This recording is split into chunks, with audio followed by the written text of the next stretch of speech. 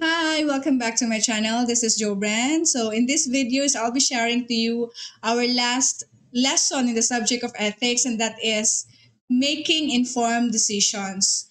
But before I'll do that, I would like to say thank you for all your support, for your unending love towards my channel. I know this is very new to me, but because of your support and unending um, love for me. So I never thought I would go this far, but I know we can do this and I know I can do better than this. So I hope you like this video. So this is our last lesson, the subject of ethics. Okay, so why do we need to understand making informed decisions? So as we all know that there are a lot of factors that shape our moral decision making. And sometimes we get so confused kung unsa jud saktong buhaton, right? When you talk about making decision making, knowing the right or the wrong thing when you talk about decisions. And for us to understand that is we need to embrace the idea of some Filipino philosopher. Okay, so let's talk about this one, Ramon C. Reyes. So ningon said siya nga ang tao kuno kita in making decisions as we are the one responsible for it. And according to him, we are the one tasked to think about what is right, what is the best thing to do, and what is the best choice sa atong kinabuhi. Because we have our rational decision making. We know how to think. We belong to Homo sapiens. We are the thinking being. We are the thinking thing. So that's why if you are the thinking thing, you are the sole responsible of your decisions. Nganong ning buhat ka ana, nganong ning liho ka ana, o nganong siya imong gipili. Okay, nganong ako man. Because you have your own decisions. So, according to Reyes, okay, according to Mr. Reyes is, na siya gitawag the who one is. So according to him, if we want to understand our own decisions, if ang ato bang decision is the right thing or the wrong thing to do, is we need to understand a lot of cross points. So nakuno na yung mga cross points. So what do you mean? Unsay pasabot ni Reyes sa who one is? So according to him, we have our own identity. So kung unsa ang akong pagtan-aw sa akong kaugalingon ug unsa ang ako ang gusto sa akong kaugalingon is a product of a lot of things. Ingon siya naana siya rason ug naana siya a lot of forces, environmental forces nga nakaingon siya nganong ing-ana ang imong pagsabot sa imong kaugalingon. Okay, so niingon siya na ako no tay four cross points in understanding who am I or who one is. Kinsa ko, kinsa man is Joe Bren, o kinsa ka. Okay, ningon siya nga nakaingon ka nga ingana daw ka, it's because of a lot of cross points. Number one is the physical. We have the physical point. Unsa ng physical? Physical point is your body. Is your according to him is the physical events that is happening in your life. So previous sa past, your physical events in the past and the material factors in the present. So kung unsay na experience nimo sa una nga mga physical events plus ang mga butang nga naa nimo karon, those are parts of your physical cross points. Mao na nga ang imong pagsabot sa imong kaugalingon ing ana siya. It's because kung unsay nahitabo sa una, naka-impluwensya man na siya kung unsa pud imong pagsabot karon. Okay, so pero usahay no kaning mga butang nga naa nato karon according to Mr. Ramon Reyes nga usahay wa tay choice no, material factors usahay di na to kontrolado or pagkatao na to mauna ni atong material factors. So mo na ang rason ngano ang imong pagtan-aw sa imong kaugalingon ning ana. So the second factor is the interpersonal cross points. So what do you mean by interpersonal cross points? Interpersonal is ang imuhang relasyon sa ubang tao. Nganong maka-impluwensya man ang imong relasyon sa ubang tao? Usay moingon ka nga ang atong parents moingon, tell me who your friends are and I will tell you who you are. So possibly sakto jud na siya kay accord iingon pud ang Filipino philosopher si Mr. Ramon Reyes nga ang imong pagtan-aw sa imong self is the product of your interpersonal cross points. Sa kadaghang butang na hitabo diri sa kalibutan, sa kadaghang factors nga imong na-experience ug sa imong kinabuhi, mao pud nay rason nganong ing-ana imong pagtan-aw sa imong kaugalingon. So we are shaped by our relationship. That's why kung nindot ang imong relationship sa imong family, posible pod, ha, pero it's not true to all ha. So it's for me lang. For me, kung nindot ang imong relasyon sa imong pamilya, posible nindot pod imong relasyon sa ubang tao. Kung bati ang imong relasyon sa imong pamilya, posible bati daw imong relasyon sa ubang tao. But it's not true to all. Naayuban nga bati ang ilang relasyon sa ubang tao pero sa ilang pamilya pero nindot lang yung relasyon sa ubang tao. So it really depends kung unsa nga klase nga relationship ang imong na-build sa mga tao. Okay, so we are shaped by one's relationship. Ang ato ang physical factors, kay usahay ang ato ang physical, ang unsa atong nakita sa atong kaugalingon, ug unsa pud ang atong relasyon sa ubang tao, posible maka-impluwensya na siya kung unsa pud ang ato ang gihuna-huna ug feeling sa atong kaugalingon. Dito importante kayo no nga makasabot jud ta unsa atong physical factors ug unsa atong interpersonal factors towards making decisions sa atong kinabuhi. And the third one is the society.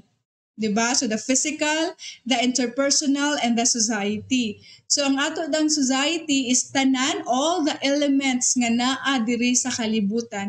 Those are all parts of our society. Take note ha, all the elements. Your friends, your family, your colleagues, anyone.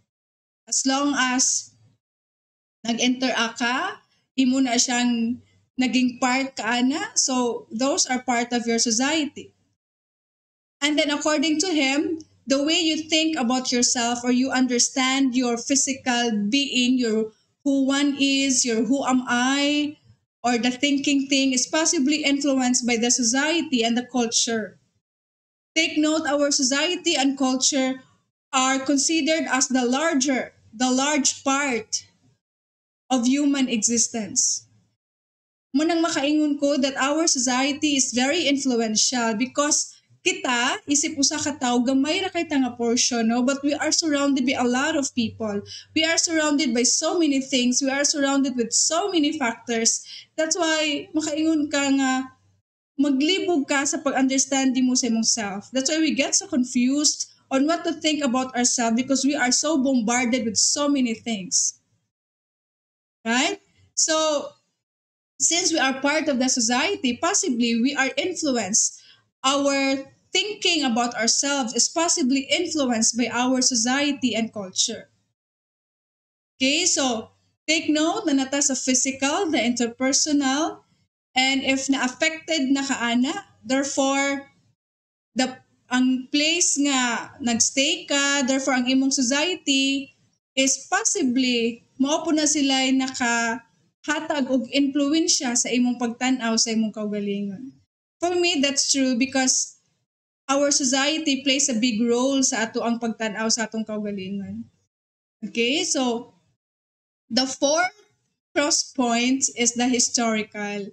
So the way you understand yourself, the way you think about yourself, the who am I, the who one is, according to Mr. Ramon Reyes, is we are influenced by the events that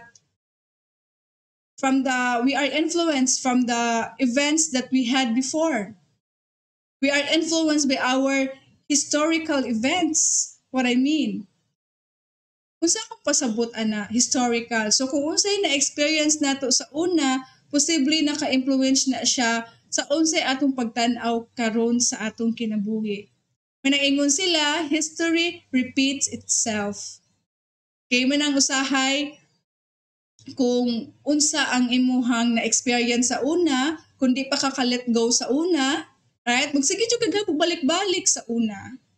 Ang imong pagtan-aw sa imong kaugalingon bisan naka-move on atong tanan sa una but still wala pa ka naka-move on because you are shaped by your past history. Bati nga history, sige paghapon kag balik-balik, balik-balik. So that's how you think about yourself. Instead of improving yourself to be better, kay sige makagbalik-balik sa history, sa bati nga experience, possibly nakaapekto po na sa imong pagtan-aw sa imong kaugalingon. And for me, nindot actually part man na sa atuan nga nadto mga historical events sa atong kinabuhi. But if you think nga dili na maayo because you are not improving, you are not wala na ka nag-improve as a person, I think it's time for you to let go those events nga nakahatag nimo pain or the cause of your suffering.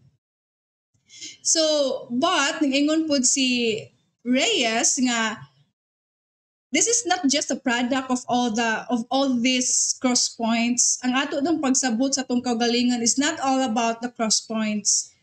Dili lang siya one-sided, right? So let's not just focus on one aspect. According to him, the who one is also a project for oneself. What do you mean a project for oneself? Because we have our obligation. Take note, we as humans, we have our freedom to choose what is good or what is the right thing to do for our lives. And we are tasked to know what is right for us.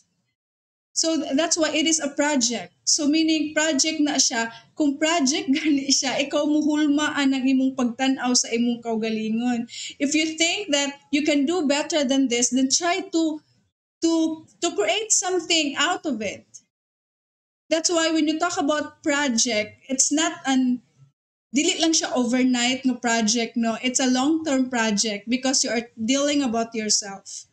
Because human as we are, we have our own freedom. But our freedom is not absolute. Usahay di ta makaingon nga, I have my own freedom. I can do this. I can do everything. Bahala nagmasuko na muna ako. I'll do this because I have freedom. But our freedom is not na ay limitasyon, right?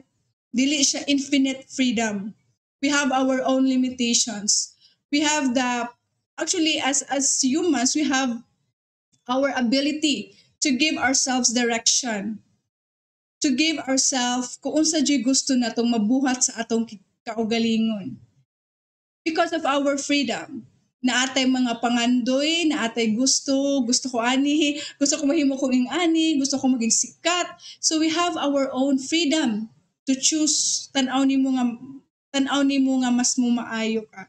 But our freedom is not absolute. It's not dili siya dapat when you think about freedom dapat na siya limitation based on your ideal self. Kung saon na lang no, kung imong tan-awon kung puro lang ta freedom wala na limitasyon ang tao. Sometimes ning overpass na ka, dili na maayo ang pagdala sa freedom. So it's not absolute. Okay? So we need to understand our existential level. So in understanding freedom, dapat kasabot ka unsa na jud tan-aw nimo kaya nimo. Tan-aw nimo nga dili pud ka madaot no, dili ka masakitan or dili pud ka ingana ka maka-experience of pain sa imong kinabuhi. Okay, so I know that understanding ourselves, the who am I or the who one is a product of a lot of forces. And then usahay tungod sa kadaghang mga mo influence atua on how we understand ourselves better. Usahay maglibog na ta, but one thing for sure is dapat ang ato dang freedom is i-align nato sa unsa ra joy kaya pud natong buhaton sa atong kaugalingon. Okay, so I hope nasabtan ang idea ni Mr. Ramon C. Reyes about the who one is on how we can understand ourselves better. Okay, so let's try to see the relationship between ethics and one's own culture. Ingon sila, in understanding ethics down, we hold on to the opinions that One's culture dictates what is right or wrong. So kung unsay kultura sa uban, makaingon ta nga sakto na siya o sayop na siya sa usa ka tawo.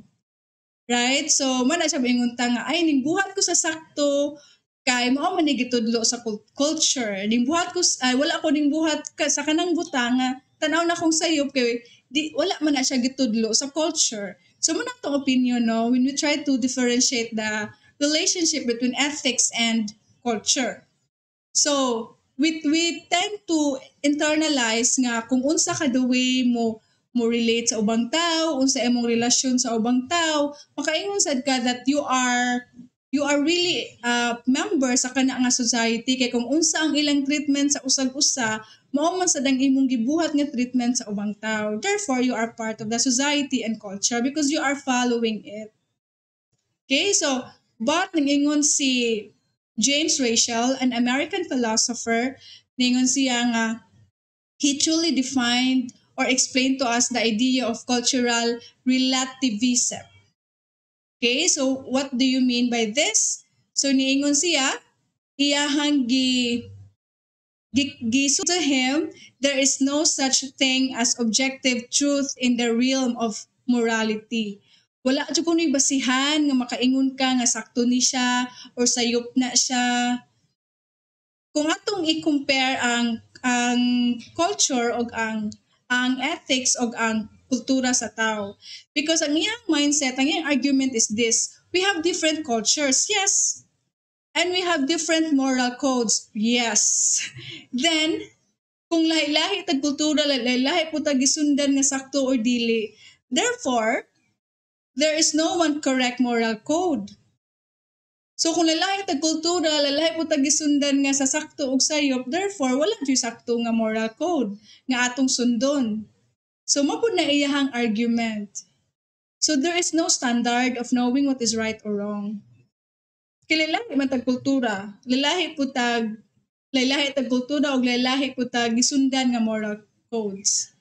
So tungod sa iyang argument, iyang gi-explain sa tuwa no, iyang ni-explain siya sa tuwa about the cultural relativism. And he clearly stated nga kung tinuod, ingon siya, kung tinuod nga sakto ang cultural relativism, then kitang mga tao, wala tay karapatan, we don't have the right to criticize the practices of beliefs of other person, of another culture.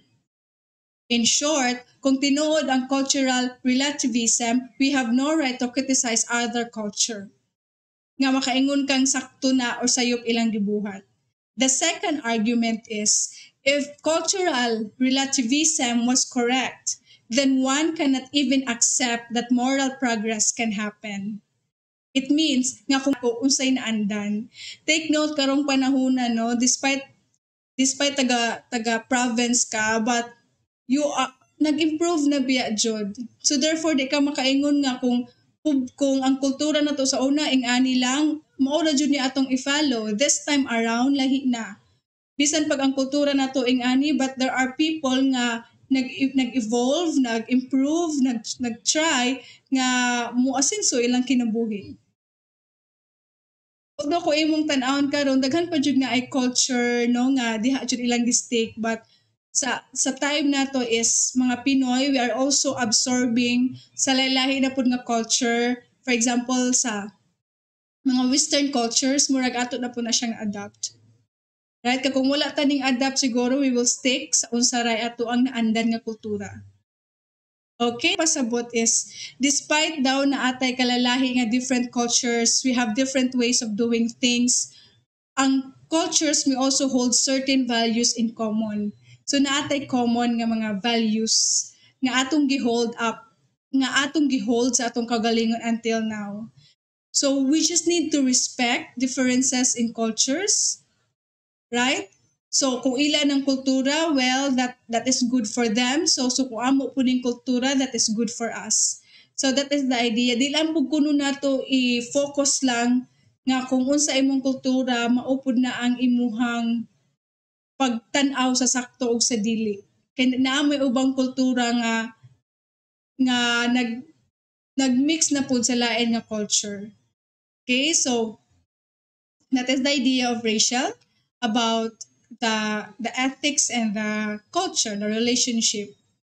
Iyang gi-argue, iyahang gi-expound, but ni-accept sad siya nga despite of our differences, despite of we have different ways of doing things, we have our common ground when it comes to understanding differences in culture. Okay, so the second is, let's try to see the differences or the relationship between religion and ethics. So based on what Ramon C. Reyes clearly stated, nga when you talk about religion, we have a lot of religions worldwide. So sahay ang ato ang pagsabot sa sakto ug sa dili is based on our own religion. Okay, okay na siya. Sa unsa pa atong religion, no, it's okay that you follow ang mga readings, interpretation, but the main idea of Mr. Ramon Reyes is we as the moral agent, we should be accountable, we should be in full responsibility about using our own power of rationality. So dapat kasabot ka kung unsa imuhang gi-follow, dapat kasabot ka kung nakasabot ka sa unsa imuhang gipart sa imuhang nga sakto or dili by using your own rational will, by using your own power of rationality. So, ikaw mo ay makasabot ana, ikaw mo ay mutanaw ana. You should be in full recognition about your own decision when you talk about the religion and ethics. Kaya ang uban ng mga tao, many people consider themselves religious, right? Kaya because of the teachings of their own religion, nga makaingon silang sakto na siya or dili na siya, or sayop na siya or sakto na siya. Okay, so since they lahi tag religion, so we just have to respect and be in full accountable about our own interpretations or kung unsa atong pagtanaw sa atong kaugalingon about the right or the wrongness of such action. Okay, so that is my topic for this afternoon. So I really hope that you are learning from all the videos that I've posted. And thank you so much for watching this video. I really hope that you will be continue to support me. So to those who don't understand Bisaya, I am very sorry, but I'll try to speak in English as much as I can. So usahay lang mo side bit lang kog Bisaya gamay, but I'll practice more, I'll do more. So hopefully you will be able to appreciate the effort that I've made throughout this video. Thank you so much for watching. I'll see you again for my next video. By the way, this is just my part 1 discussion in the subject of informed decisions, making informed decision, because this is a very long topic. So this is my part 1. I'll be having my part 2, part 3, part 4. So keep watching and just keep posted. Thank you so much for watching. God bless.